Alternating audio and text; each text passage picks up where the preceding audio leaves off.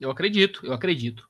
Cara, mas deixa eu voltar um pouco atrás. A gente tá falando aqui de bolsonarismo e tal, porque é um assunto que volta muito quando a gente chama personagens da comunicação, da política nacional.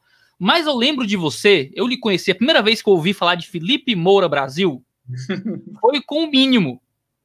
O mínimo que você precisa saber para não ser um idiota, não é do Olavo de Carvalho. Que você foi o organizador do livro. O prefácio foi você que escreveu, tecendo grandes louros a Olavo de Carvalho ali. Eu sei que é o livro mais vendido do Olavo de Carvalho. Isso é dado público, né? Isso é publicamente colocado.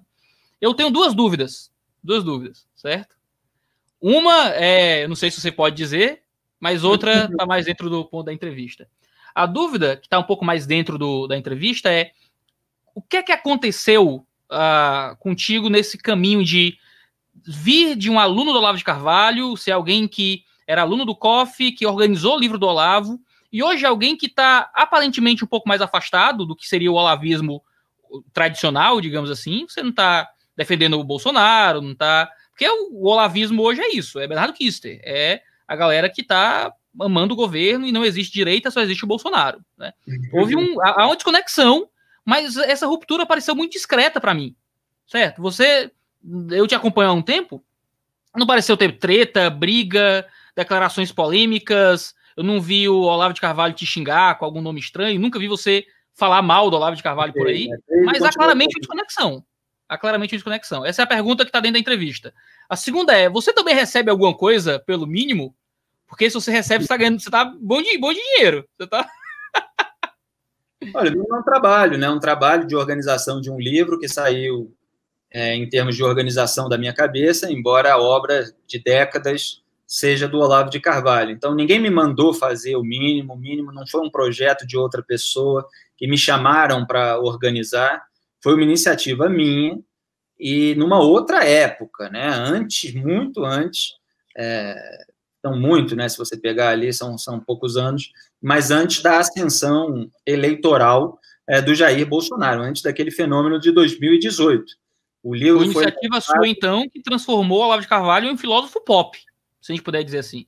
O Olavo de Carvalho deve muito a você, então, muito destaque que ele tem hoje no Brasil. Para o bem ou para o mal, não sei se você vai dormir feliz ou triste por isso, mas o mínimo foi um projeto de marketing muito intenso, né?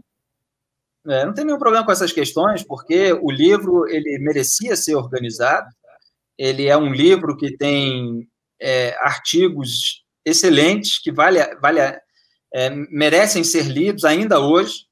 É um livro em que eu fiz uma que eu chamo de escadinha intelectual, então comecei ali com uma temática mais de formação da personalidade, sobre juventude, né, começando inclusive com um artigo célebre dele, O Imbecil Juvenil, que retrata inclusive, né, esse imbecil coletivo bolsonarista que se formou também, mas não se referia a isso. O livro praticamente não tem, nem me lembro se tem alguma referência ao Jair Bolsonaro. Então, ele era um livro da época em que a esquerda predominava. Não estou dizendo que mudou, isso é uma outra discussão, né? Mas naquela época em que os artigos foram escritos, a esquerda tinha o predomínio no meio cultural e tinha o predomínio no poder político, né? Então, eu li muito a obra do Olavo de Carvalho e havia ali artigos que eu considerava fundamentais para as pessoas compreenderem o que estava se passando no ambiente cultural do país naquele momento.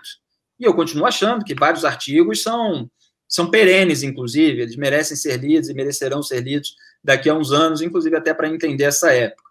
Então, o primeiro capítulo é juventude, o segundo capítulo, eu não me lembro exatamente agora a ordem, mas trata ali, por exemplo, de questões sociais, pobreza, depois passa... Tem vocação também, eu sempre gosto de falar que tem um texto Vocação e Equívocos, um texto importante que eu considero fundamental até hoje para as pessoas que buscam descobrir qual é a sua vocação e exercê-la. Então, são questões que vão muito além da política, né?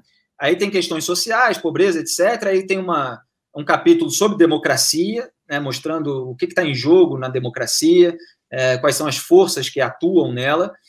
Depois tem ali uma parte mais sobre a política do momento, no tempo em que aqueles artigos foram escritos, e era esse tempo de governo do PT, governo Obama nos Estados Unidos, então tem um capítulo sobre os Estados Unidos também, e a maneira como a imprensa brasileira retrata o debate público americano em relação àquele período, né, aí, depois da publicação do livro, eu poderia apontar várias outras nuances, e depois vem uma parte mais intelectual, uma parte já de estudos intelectuais para você se orientar intelectualmente no mundo, né? Então, esse livro precisava ser publicado, era uma obra que estava dispersa, ele tinha um site com os artigos empilhados, completamente desorganizados, eu os coloquei numa ordem, unindo vários artigos pelo conteúdo. E vários colunistas já estavam surgindo nessa era de rede social, vários que viraram também ativistas bolsonaristas, aí com microfone, que já ficavam repetindo algumas coisas que o Olavo falava antes. Então, foram vários motivos ali que eu achei, como uma questão até de humildade, você mostrar, olha, o que fizeram antes de mim, antes de eu chegar aqui no debate público, foi isso aqui. Tinha várias obras que já estavam organizadas, né? Eu costumo brincar, isso não é de agora, muito antes do Bolsonaro ascender ao poder, que eu não organizei o livro do Diogo Mainardi, porque ele próprio organizou antes. Então, o Diogo tem a sua coletânea de artigos A Tapas e Pontapés, e a sua coletânea de artigos Lula é Minha Anta. São 2 livros extraordinários, que eu recomendo muito com entusiasmo. São, assim, documentos históricos, culturais daquilo que se passou no Brasil. Eu lia muito o Mainardi também, mas ele já tinha organizado os próprios livros. Então, eu achava que era necessário abrir esse espaço no mercado editorial para o Olavo de Carvalho, que estava sendo publicado por uma editora menor e limitado a um gueto virtual ali de seguidores, de alunos, etc. Então, a gente deu ali um aspecto mais didático, vamos dizer assim, para a obra dele, né? Teve uma capa ali que chama bastante atenção nas livrarias, etc. O título que eu dei, ele resultou num grande sucesso comercial também, isso foi apontado pela editora, pelas pessoas que trabalham lá, muita gente era atraída pelo título, mesmo sem conhecer a obra. Claro que as pessoas que conheciam o Olavo e a obra já era o público ganho, né? Mas o livro ele ultrapassou completamente essa bolha. E teve uma repercussão. Parabéns, assim, e independente de quem seja, como trabalho editorial, como trabalho de marketing, como trabalho de organização, cara, foi uma coisa assim, é uma coisa da qual se orgulhar como jornalista mesmo. Eu sou um jornalista e eu percebi que havia aquele conteúdo que precisava de uma edição melhor, mais abrangente. Apresentei, organizei aquilo, né, inicialmente, ainda sem uma organização completa, e apresentei a proposta para o Carlos Andreasa, editor da Record. O Andreasa ele só foi checar com o então presidente da Record, o Sérgio Machado, que depois morreu, lamentavelmente, se tinha alguma treta pessoal com o Olavo, se tinha algum problema para publicá-lo, e ele era um cara com uma cabeça plural, né, que faz muita falta, inclusive, num país como o Brasil, em que as pessoas vão se fechando em guetos. Falou, não, pode publicar. E aí o Andreasa falou, adorei, acho o título ótimo, acho uma oportunidade ótima, vamos embora, toca aí. Eu mandei um e-mail para o Olavo de Carvalho, por meio, se eu não me engano, do Edson Camargo, que era o editor do Mídia Sem Máscara, e o Olavo recebeu aquela ideia. Eu falei, olha, comecei a organizar um livro, já tem o ok da editora Record, o maior grupo editorial do país e tal. Ele adorou. E ele só ficou sabendo depois que a Record... Depois. Nossa. Depois, quando eu falei com ele por e-mail, por uma outra pessoa, porque eu não tinha contato nenhum com ele, isso é uma outra parte onde eu quero chegar, ele ficou muito feliz, reagiu muito bem, ficou entusiasmado, me escreveu um e-mail de volta, e deu uma aula naquele dia no curso online de filosofia, só falando sobre isso, sobre a importância, né, de os jovens pegarem a obra daqueles que os antecederam também e transformarem, mastigarem isso para aquelas novas gerações, inclusive, né? Isso para mim era uma coisa natural de estudo, né? Como eu acho que muita gente deveria continuar fazendo. Tá cheio de gente jovem aí que começa no debate público já opinando sobre tudo e não sabe direito quem é que falou o que nas últimas décadas.